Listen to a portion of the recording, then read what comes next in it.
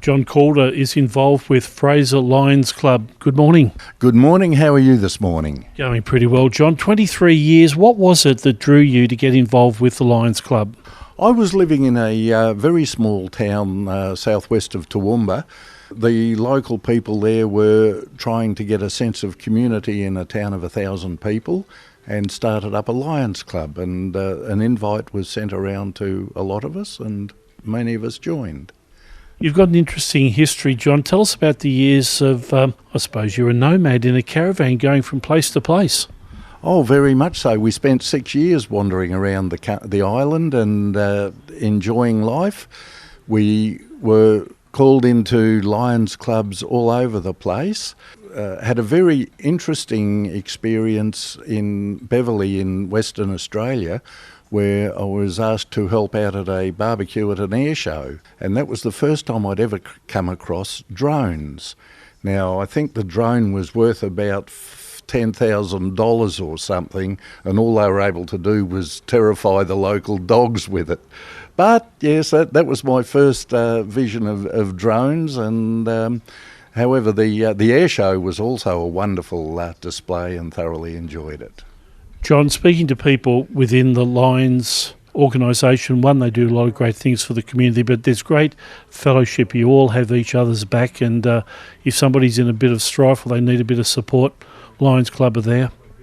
That's dead right. In fact, on Tuesday, we have a men's get-together so that we can just talk men's rubbish, not Lions, but sort out the problems of the world and just to get together for those that are perhaps feeling a little bit down. And we do that once a month, and the women do something similar too. John, my impression of Christmas when it's coming together, you hear Mariah Carey talking about what she wants for Christmas.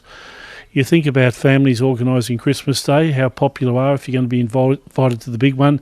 And the other one is Lions Christmas cakes. They seem to be part and parcel with Australian culture. You've got the statistics in front of you there, John. They're absolutely astounding.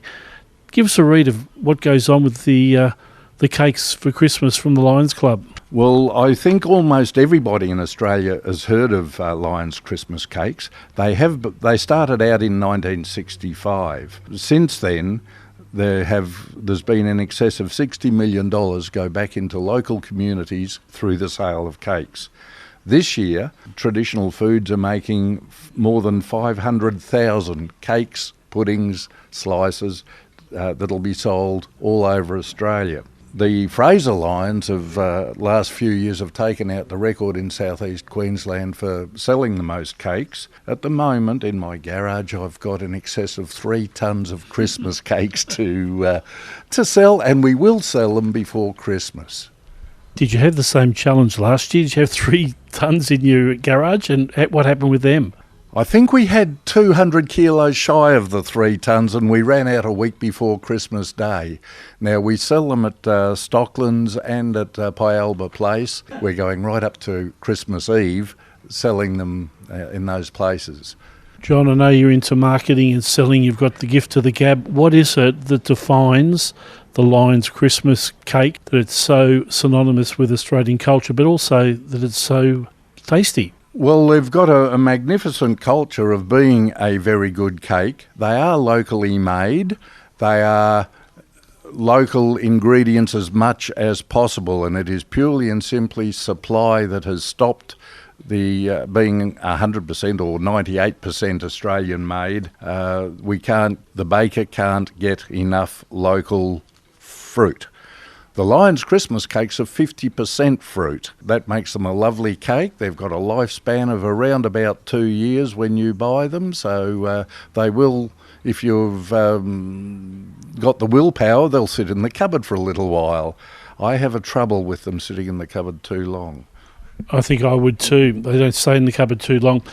John, when you reflect back on your association with the Lions Club, what is it that it means so much to you? What Lions means to me is working for the community, to help out with the community.